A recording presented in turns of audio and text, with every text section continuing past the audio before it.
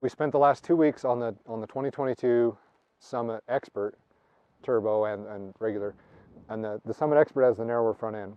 So now today we have the Summit Freeride turbo, or the Skidoo Freeride turbo, and it does not have the narrower front end. So it's still a 36 to 38 adjustable ski stance. And you know, if you're just trying to pick lines through trees, that narrower front end on the Expert is pretty convenient. It kind of takes that flat feel away from the Summit and just makes it, you know, you can come from this side and lean over and just go right on, you can transition right on past being flat without even really feeling it on that narrower front end. So the Freeride with the 36-inch front end, you kind of retain that flat bottom feel. So you got a stable platform here, and then you can transition either way into your side hills. And I still like that feel.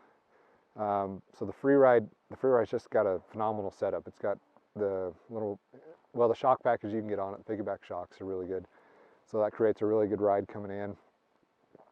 It goes through the snow really well. The Freeride is just phenomenal. Skidoo turbo is more of a mid-range turbo. It's strong right off the bottom, pulls hard, so you build speed quickly, so you can build and get your run in.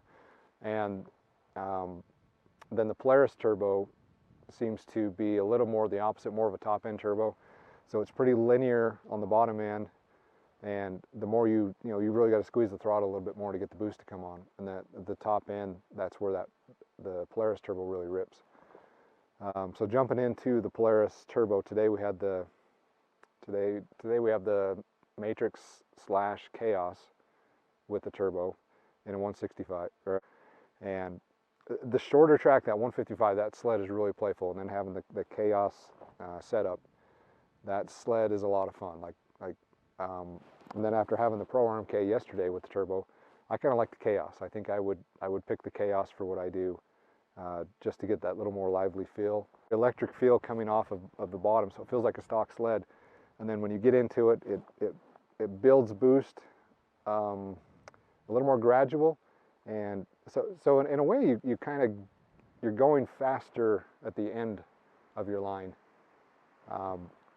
But if you smash that throttle, man, that boost hits pretty hard and comes on and makes that sled just a lot of fun in the mountains. The great thing, the thing I really love about the Polaris, the Chaos RMK, or the thing I love about the Chaos turbo and the RMK turbo, is that new chassis, that Matrix platform, makes that sled so predictable. Like it's really agile, and it retains a lot of the same, traditional Pro RMK feel. It's got that rigid platform, but where the weight is more centralized, you don't really have a lot of weight hanging off the back, so you feel a little quicker motion on the back end. And it's just so narrow, and the bodywork is so narrow that you can, and it's so predictable that you can cut your lines so quick. You don't cover a lot of ground, and you don't expend a lot of time, like initiating your turns and making your line choices and making your cuts. Like that Matrix platform is just very predictable and very responsive. I go back to the days when a 146 was like the long sled, and you think of that, and that was like a big footprint back then, but now we look at that as like a trail sled, like stay down there, let the big tracks come up here.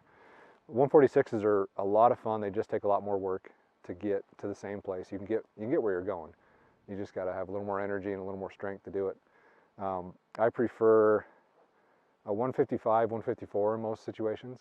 If I'm on a turbo, probably a 165, just because it's a little more forgiving.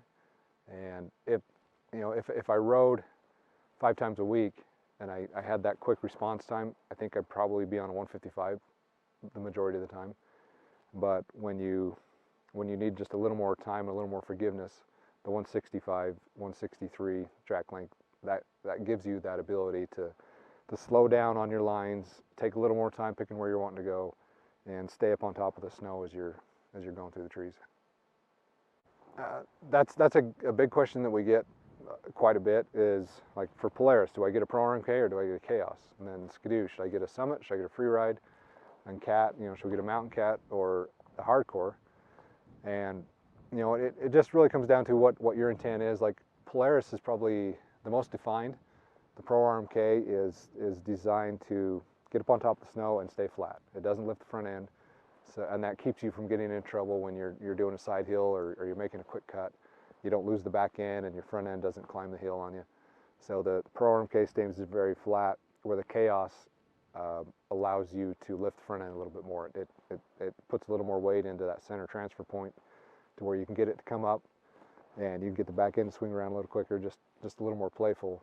So that's kind of where you need to decide where you're going with Pro RMK or Chaos. Is do you want that very stable, flat, directional sled, or do you want one where the front end's going to come up and play with you a lot? Freeride and Summit.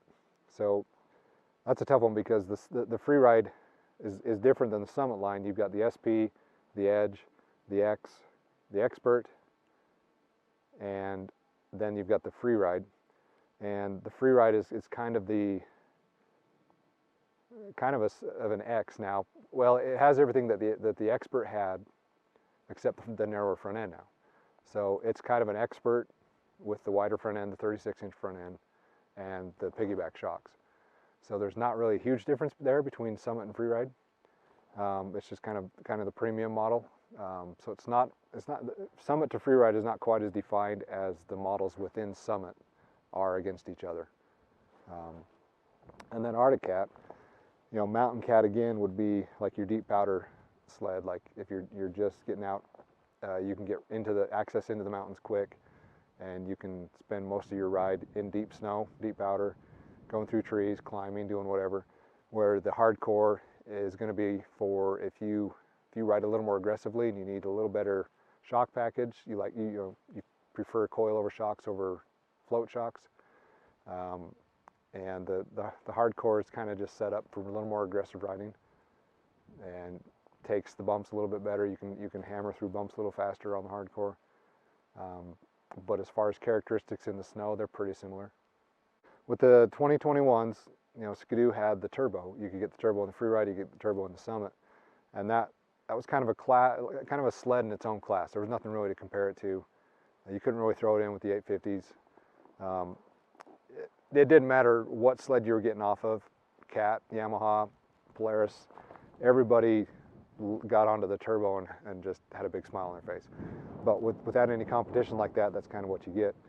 So 22 is going to be really interesting because now you have this new class that's formed, and it's the 850 turbo class, and you've got a Matrix / RMK, Pro RMK turbo and a Chaos turbo.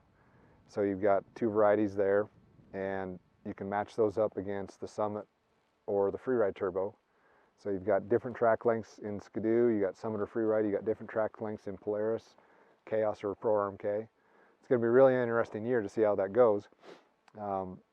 And to compare the two, this spring is kind of tough. I'm looking forward to this winter to have more seat time on them and really get into some different situations on them. We've spent a lot of time on the Skidoo. It's a very nimble sled. You don't feel the weight of the turbo. So there's about 20 to 21 pounds of weight between the same track length, same setup, Summit turbo versus a non-aspirated turbo. So that's your weight difference, is about 21 pounds. And I want to say you don't feel that weight when you're riding the Summit. You don't feel that very much. The Polaris is probably about a similar weight gain between a non-aspirated Chaos or Pro RMK in a Matrix platform and the Boost Matrix Chaos or RMK. So you're going to feel that. I will say the one thing, I do feel that weight of the turbo on the Polaris a little bit more. Just when you're doing slow speed maneuvers and you're throwing the sled around a little bit, the turbo does have a little bit of a heavier feel to it. But when you're on the throttle, that completely goes away, and it honestly feels lighter than an NA sled, just because you're tending to be packing the weight back a little bit farther back and just carrying the skis through the trees. That'd be the first difference, I would say. The second difference between the Skidoo and the Polaris, the Polaris body is just so narrow that you have just such a positive contact point between your inside ski and your track edge. And the Skidoo, whether you go to the 34-inch or the 36-inch, you have a little more bodywork hanging out in that midsection. So you'll have that interference of the body, between your ski and your track edge, and especially on the narrower sled, you'll feel that a little bit more. It doesn't necessarily wash the sled out, but it is noticeably different. That the Polaris is just so much narrower.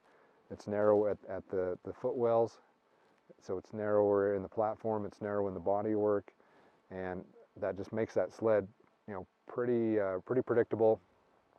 And it'll lay over, it'll go, these sleds you kind of steer by looking, and they all go where you're looking. The Polaris, I would say, is probably the one that just comes into where you're looking and just follows that line. The Skidoo can come in a little farther, and you got to correct back, and you'll kind of go back and forth as you're going through your line on the Skidoo. And that's one characteristic that makes it fun and makes it such a fun sled, because you can do those quick cutbacks.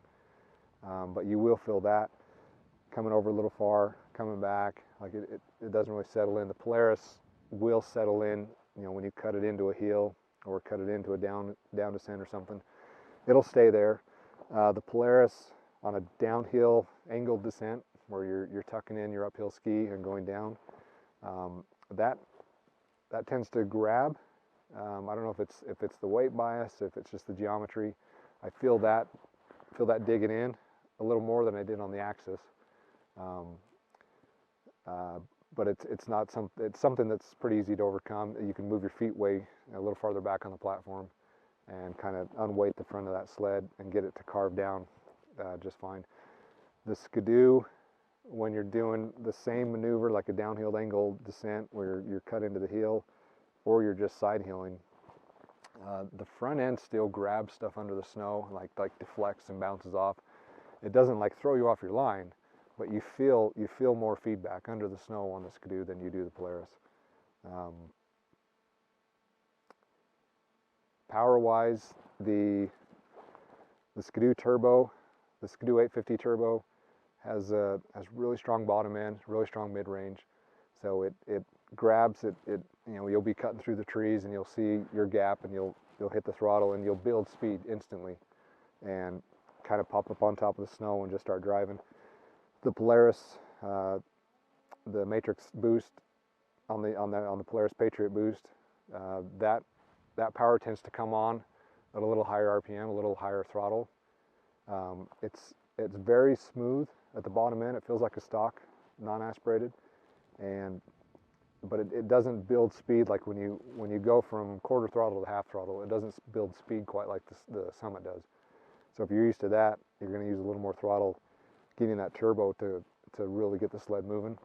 But if you get closer to 3/4 throttle or wide open, that turbo, builds more boost. You're talking, on the high setting, you're talking up to 9 pounds of boost. That thing really comes alive and really pulls strong.